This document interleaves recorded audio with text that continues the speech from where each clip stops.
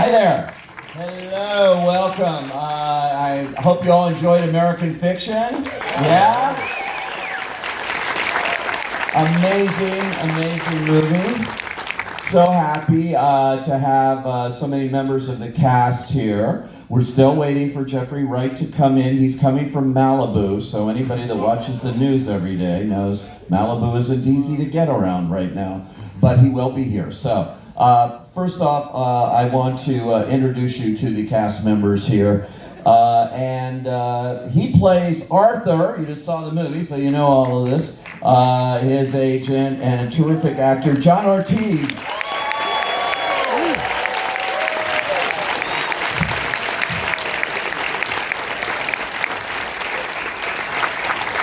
And she is just terrific in just everything she does. Is Coraline. Please welcome Erika Alexander.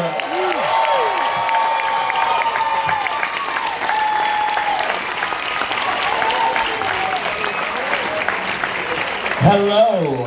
And as Cliff, here is Sterling K. Brown.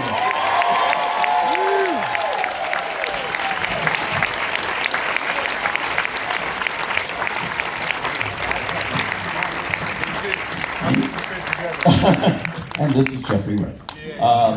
He'll be here.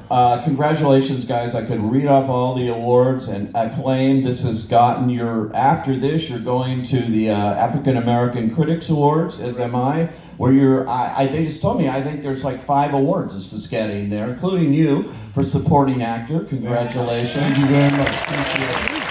But of course, this is a SAG crowd. And Sterling is nominated for supporting actor there as well. And he is nominated for supporting at the Independent Spirit Awards, which is happening Sunday. And he is nominated. He's nominated for an Academy Award for supporting actor.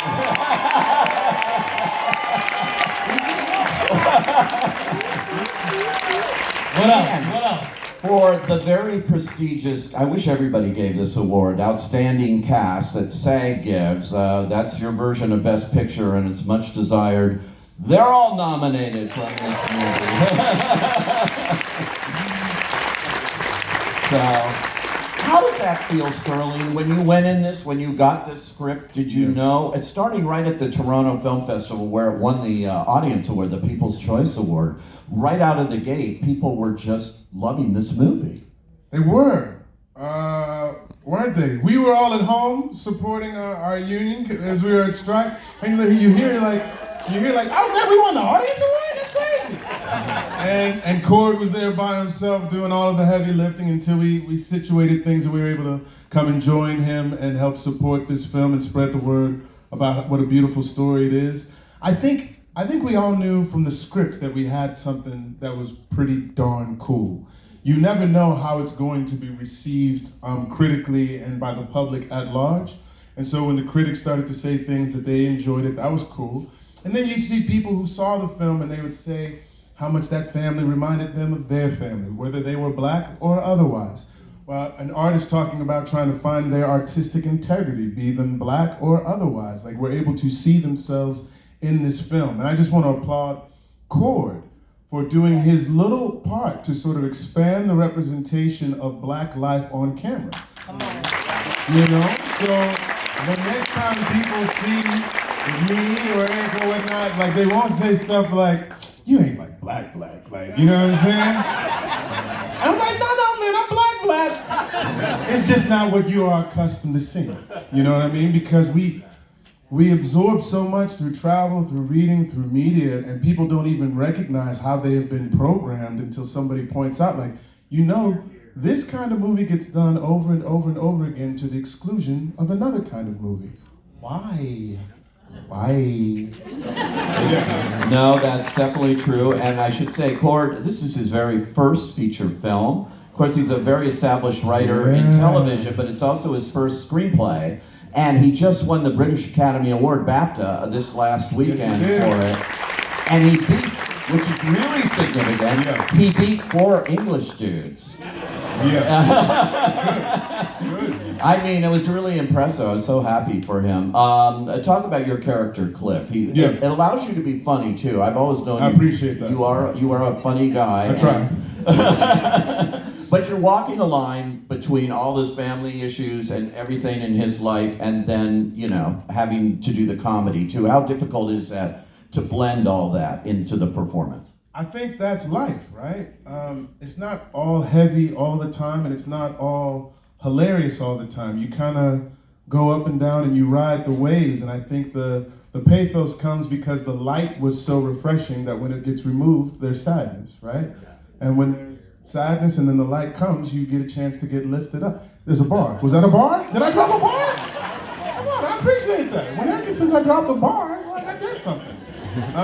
So no, I think that for me, I'm not great at doing bits or whatever, but I think if the character is well written and you just try to be truthful to that character, like the humor or the gravitas will come out of it naturally. Like, he was funny. Like, I think about this one line when he's doing his cocaine, he's about to go knock boots with this dude, and Monk says, he said something about like, we need to pay for mom to get this thing. I was like, why she gotta get the best thing? She ain't the best mother. And like, it sounds funny, but then you see him later when he's talking to his mom and they're dancing and everything, and she says, I always knew you. I tried to tell people she was not always the best mother. Like, he wasn't being funny or not funny. He was telling the truth. It just kind of came out in that way. You know what I'm saying? So, I don't know. I think credit to when the script is well written. Sometimes, if you trust yourself and trust the words, if you say them, things will just happen. You don't have to milk it too much. You don't have to gild the lily in any kind of way. You just kind of speak the speech the way I pronounced it to you, trippingly on the tongue. You know? Yeah. Many of your fellow players do. I meet the town crier. Spoke my Shakespeare. And it must have been fun after 6 seasons of This Is Us to finally get to do something a little, yeah. You know what's funny? Like, when I think about the show, I was always, when I first read the script, I was like, this joint is hilarious. And I didn't realize that people would be coming up to me for 6 years and be like, oh my God, you made me cry so hard. Because I knew it was that too, but I sort of like fell in love with the adorkableness of Randall Pearson. Like, that was something that was really enjoyable to play, but he did make people cry too. And then people come up to me in this one, they say like, oh my God, you made me cry. And I was like, dang, I was trying to make you laugh. But he does a little bit of both. He does a little bit of both. It's all cool. And Erika, he mentioned this show's Black lives in a way that we don't often see on the screen. It also shows Black love. And in a major studio, from a major studio, not a small little independent kind of release. So it's significant, I think, the relationship that you have in this film and the way that comes off with Jeffrey's character, with Monk. Yes, and I think that that's an act of rebellion as well. There's something very dangerous about love at all, certainly Black love. And I think that if you look at each one of the actors that Cord recruited to this cause, there's an air of danger about us. I think, and I've said this before, that we're often used as hammers. If you cast a Sterling, you cast a John Ortiz, you're coming for a heavy hitter. Same with Jeffrey. Certainly me, people know me in comedy, but I was known more for, dramatic roles, and then sort of lucked into comedy. But I think about the idea of love, mature love, not just lusty love, the type that you sort of take, it takes time. You have to drink wine, you have to meet cute and drop your tomatoes and all that other good stuff. I love that. Mature love. It's true. But you know what? It's sexy because a lot of people have come up to me, and women especially, and said, I really love the chemistry and that sex scene. And I said, what sex scene? Because I'm like, I was in that movie and I was looking forward to a sex scene. I remember, he said, when you were putting on the lotion, we all know what you did. I said, I know, but I was looking more toward body butter type of sex, but it's all good. I do love moisturizing on screen. It's important. It's important. It's part of us.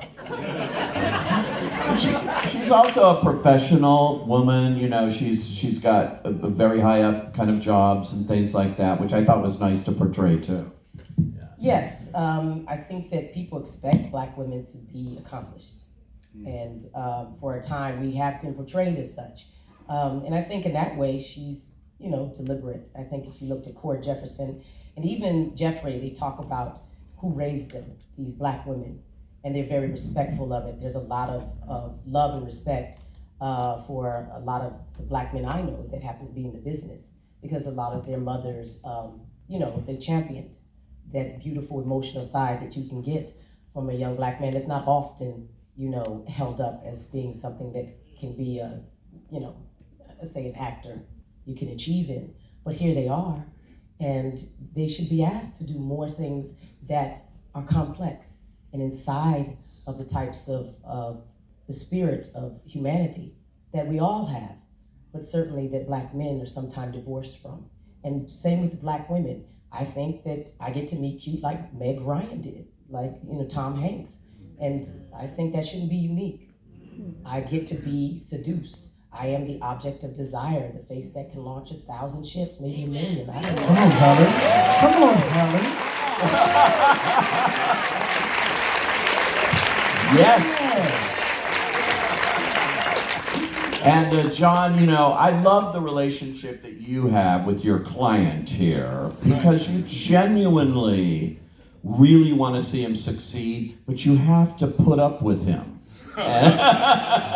Which, how far away from that is real life? I don't think so. I mean, there's a lot of relationships, probably a lot in this audience, between agent and artist here. So what did you draw from in creating art? First of all, thank you, my union siblings, for coming out, watching my movie. It really, it was a privilege, and I just felt my duty to be out on the picket lines every day this summer and fall, and I feel privileged to be here in the same room again and under these circumstances, which I enjoy a lot more. But I love a room full of actors, and I'm feeling the love, so thank you.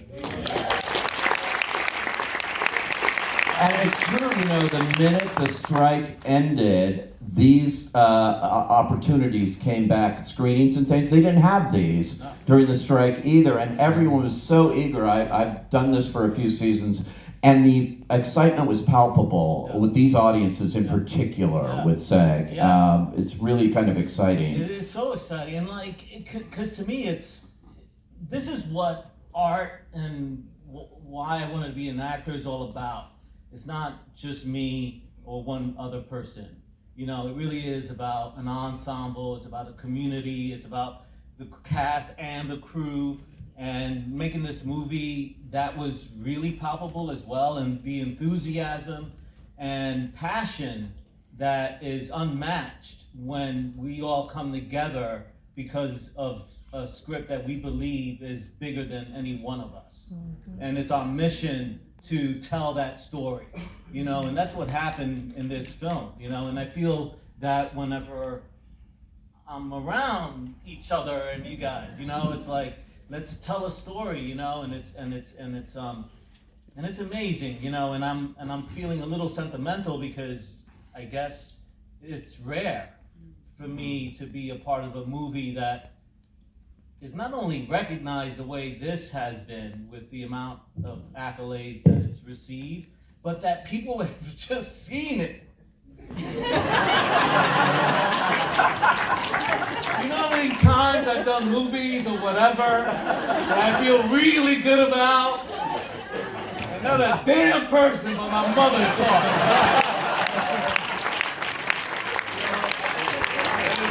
It's just so refreshing. It really is to Thank you for seeing John's movie. Thank you.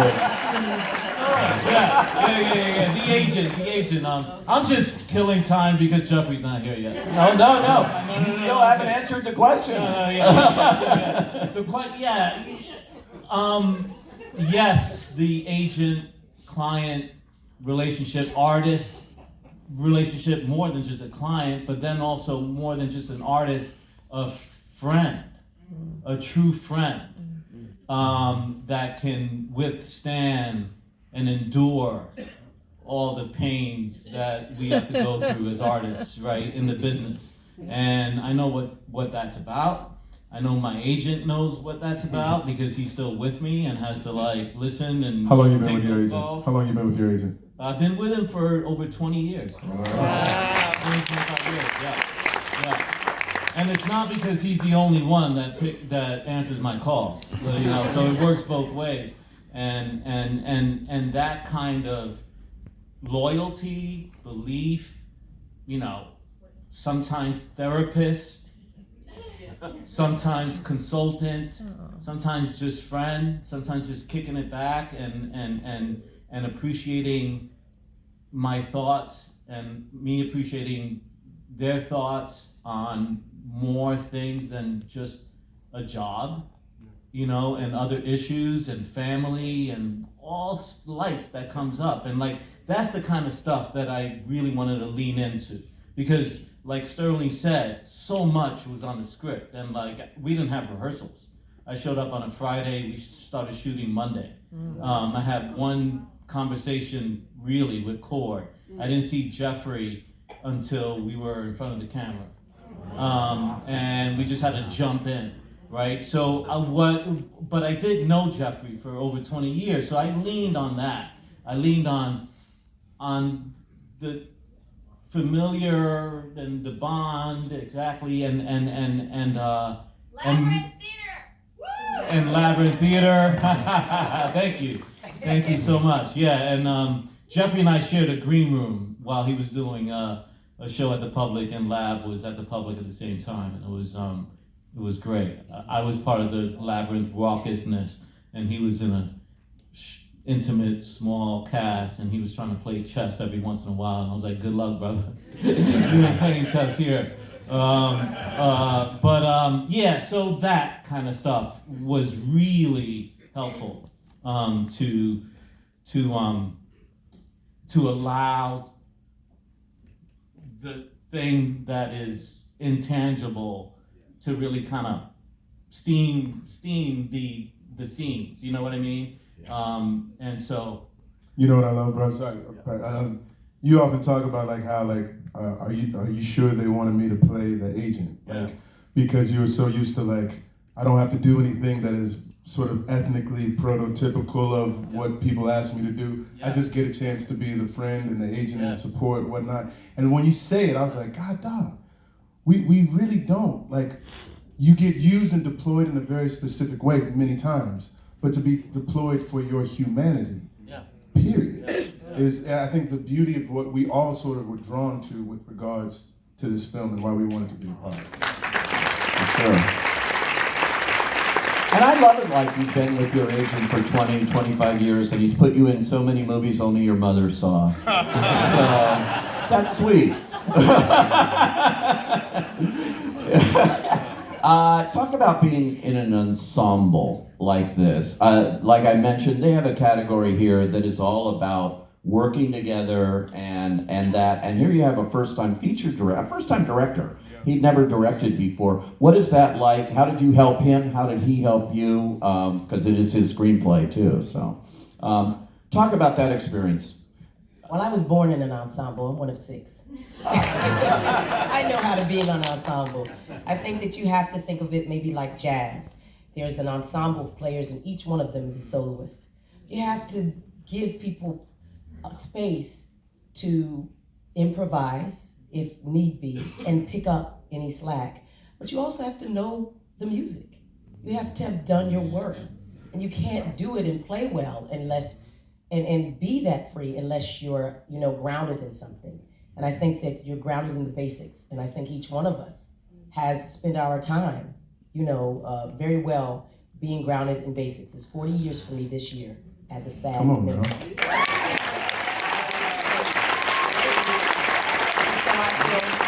You don't crack, ladies and gentlemen. You don't crack.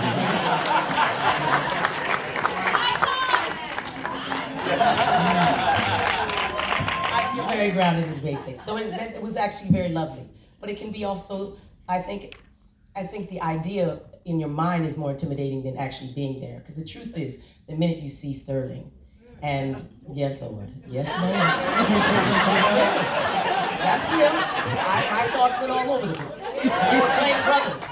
But here's the good news, is that they're rooting for you. They're fans themselves, and I'm a fan of them. And we all want to do our best for each other. And I think that that's the best type of ensemble you can be in, is people who are rooting for you, and they're happy for you. They're happy to meet you, and they don't have the expectations that you're going to be perfect. We're all reaching for, I think, a level of not only just humanity, but freedom, that in our mistakes will be accepted, and that's what happens. All right. That's really so good. I think like this is a compliment that you can get from time to time, and it's like my least favorite kind of compliment. It's the compliment that goes, "Yo, bruh, you were great in that joint." The movie was, it was cool, like everybody. But like when people come to me like, "Yo, dude, that movie, everybody was killing that joint." Like that's like, yes, nobody's trying to win a scene. Oh yeah. Like when people be like, "Yo, you acted them off the screen," I was like, "Then I didn't do something right." You know what I'm saying? Like, this is a shared experience. We don't do this in a vacuum. Like, if it looks like I'm doing something by myself and not in concert with your fellow performer, I'm not acting well, right? That's bad acting. And so it's nice, like Erika was saying, you prepare so that you can play, right? You go through your preparation so that you have a certain level of freedom, so that when you put out a proposal and your partner puts out a counter proposal, you're like, "Oh, that's an interesting proposal." And then something happens right there in that moment that like you can't do by yourself, right? So the ensemble, I went to grad school at NYU, so we had 3 years of an ensemble. I'm one of 5, so I had my own ensemble growing up as well, but it's a joy. Listen, one person shows are cool. They're great. They're their own thing. I really love seeing people play and bounce off of each other. So it's not, I always look at it as a tennis match, but it's not a tennis match where somebody's trying to beat each other. You're trying to keep this volley going in the most interesting and delightful way. Sometimes you put a little top spin. Sometimes I'm surprised you with the lob, but I'm not trying to get you out. I want to see how you hit it back to me, right? Like that's the fun thing about this artistry. It's just like the excitement. I wish we had more rehearsal.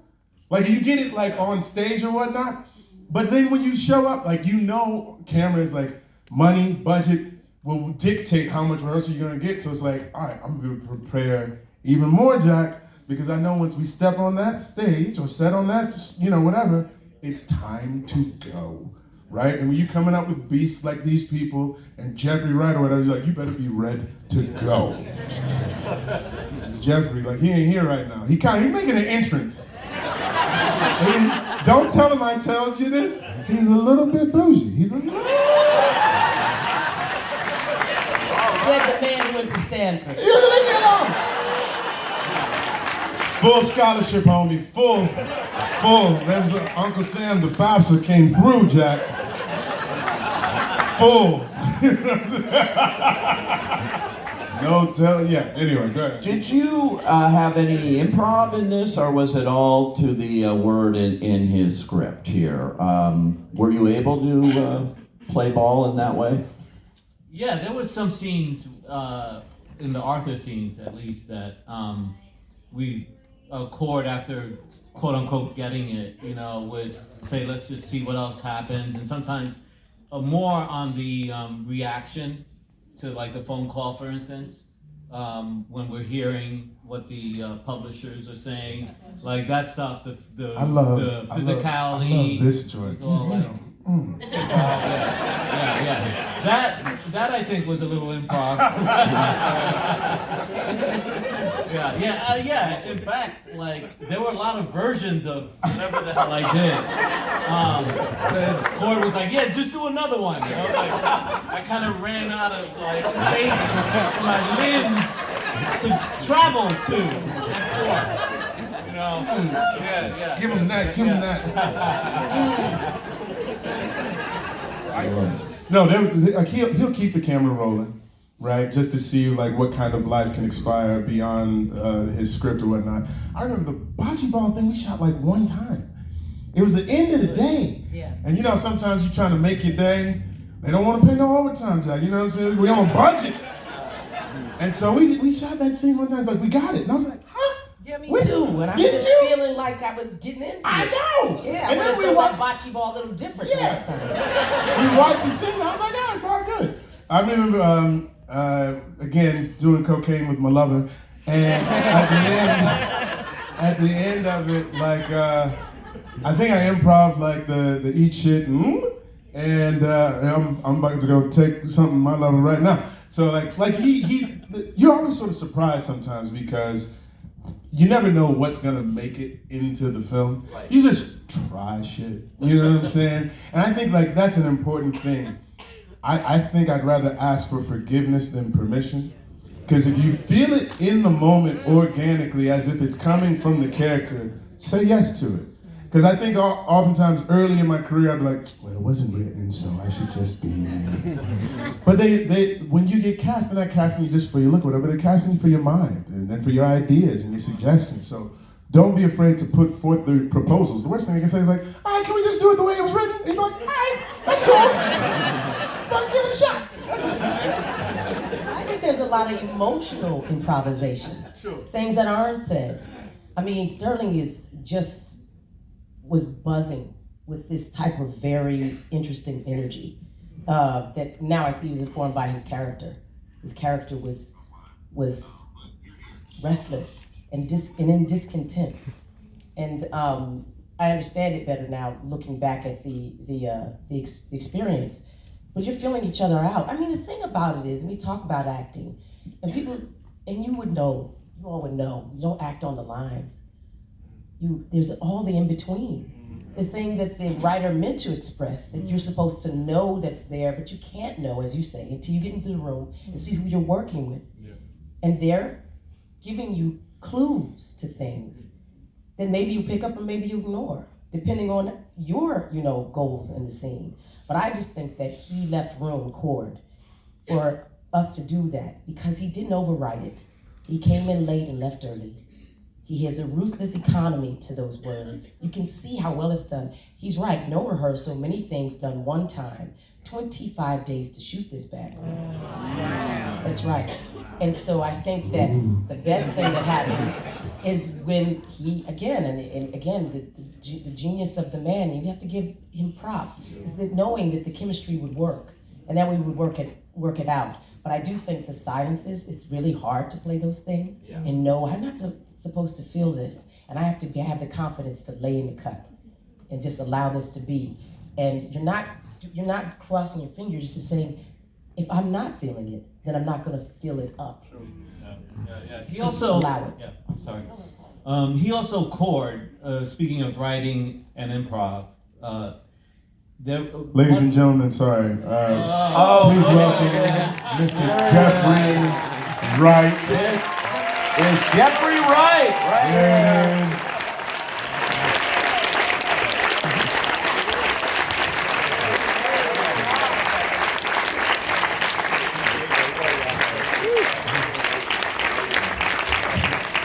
Thank you. Apologies, sorry. The PCH was a mess. The minute they said that, I said, oh my God. Mudslides, torrential rains. So how's everybody doing?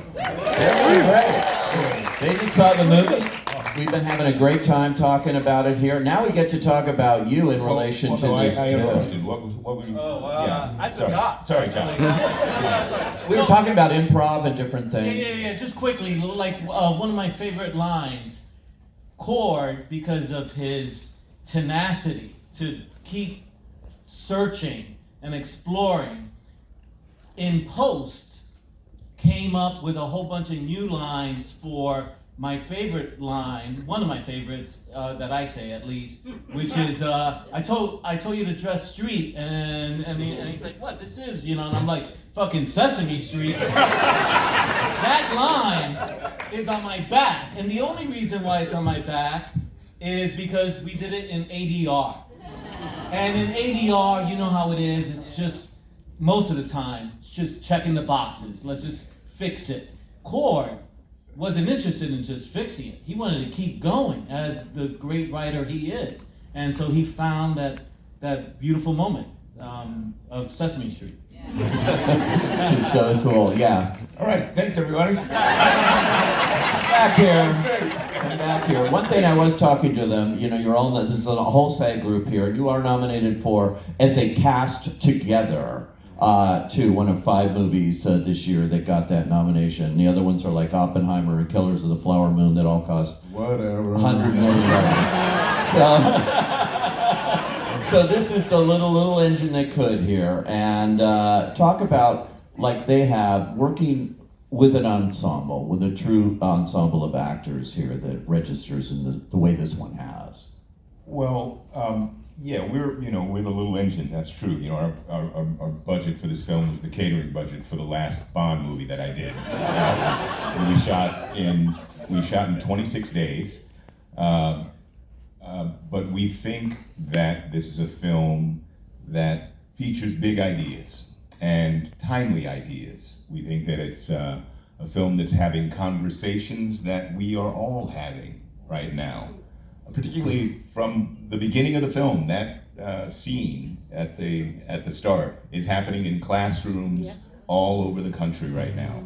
Not necessarily happening well, that didn't happen well, but it's understood well in our film. I say that to say, in fact, I was reading, long story why I was reading about this, but about 3 years ago, at the University of Michigan, there was a professor who was teaching the adaptation of classical text into opera. He had the audacity to show Laurence Olivier's Othello from 1965, the film, to his class, uproar, because he's in blackface. Okay, he's in blackface. Not necessarily great, but it's the history. Better to confront it so that you understand it, as opposed to rejecting it outright out of fear. And so you have younger generations and older generations trying to dismiss the history, and therefore we don't have conversations around that history and race and representation and things like that and we make very little progress. So I say that because I think our film is a film for the moment, and I think all of us came to do this work because we felt that when we read the script. And so we're a small film, yes, but we imbued this thing with a lot of passion. We wanted to be there. We wanted to tell this story because we thought it wanted to be told and wanted to be heard, and we wanted to do it together. And it was just one of those experiences that you have on a set where each day it gets a little quieter when it's quiet on set. When the crew works with a little extra care, you can tell, and because they're the first audience, we just have this sense that, hey, maybe we're doing something pretty good here. And that was a function of how we went about it and why we showed up. And whatever I was able to do, I'm so glad that we were represented as an ensemble. I'm so glad that the film has been acknowledged, because that's reflective of all of our work. And whatever I was able to do was elevated by these beautiful artists here and everyone who was involved. So yeah, that's our story. You know, it's funny, you were talking about Olivier and, you know, and the students and everybody going like, well, this has got to go away, you know, cancel it, get rid of it. This movie is based on a book called Erasure. Yes. Which I find interesting because, you know, but your point is so good about you don't want to erase, you want to educate, you want to talk, you want to start a conversation, which is exactly what this movie's doing in so many ways with critical race theory and all these schools being, you know, outlawed, all of this, the timeliness. Well, critical race theory, it's a bastardization in the conversation of what critical race theory is. I mean, in the political dialogue, it's a total bastardization. That's a whole nother story. But yeah, I think what's wonderful is we're allowing people into this film, not only to consider these things, but also, wow, to have a laugh about it. Yeah. You know? To not be fearful of it. What's to be afraid of? It is what it is, and it is us. And that's what's really, you know, I think maybe the secret sauce in our film is that, we can talk about this madness and actually have a good time doing it. Wow. It's great, and it's that mix. Billy Wilder did it so well, and it takes a real talent to blend this and make you think while they make you laugh and make you cry. It sounds like a cliche, but all of that is in this. Sterling, what kind of reactions do you get with this movie now having been out for several weeks? Are you getting unique reactions to it when people stop you and? I do, guys. I think I had a lunch with Lee Daniels the other day. Oh, thank you. And he told me, he's like, I thought your black ass was gonna get canceled. And I was like, really? Really? Why? He's like, because you're a straight dude playing gay. And I was like, well, like he's a dude who's gay. Like gay isn't the totality of who he is. He's also a brother and a son and a doctor and all these things. So I never thought in my mind that I had to like gild the lily in terms of like his sexual preference in order for people to understand that he was gay, right? And so I think one of the nicest things that when people from the community come up to me and say, thank you for doing it the way that you did, I feel particularly touched because it means that like they felt loved in the performance. Like he's not perfect by any stretch of the imagination. He's a bit of a hot mess, but he's a hot mess in search of authenticity because he knows that if he doesn't live authentically, he can't be happy. Right? He tried that, and it wasn't a thing. So when folks from the LGBTQ community say like, "Yo, I appreciate that performance," that means a lot. It means a lot. It's good to not be canceled. It's good to not be canceled. I feel relatively young. I got children. Yeah. They need to eat. Especially by Lee Daniels. You don't want to get canceled by. No. Definitely not.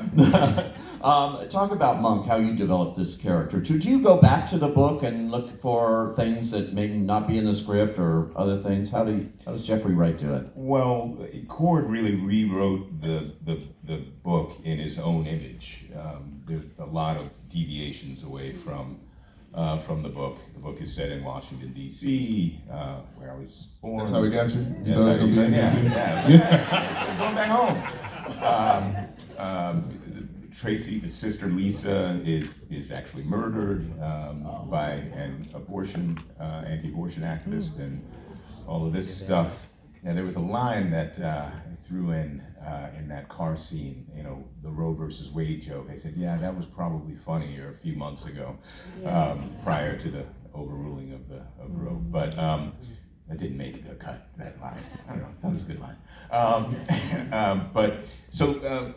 The book is, I think Cord wanted to make this more cinematic in ways. The father has a much kind of darker story in terms of his extramarital relationships and things like that. He's got an entire family off somewhere.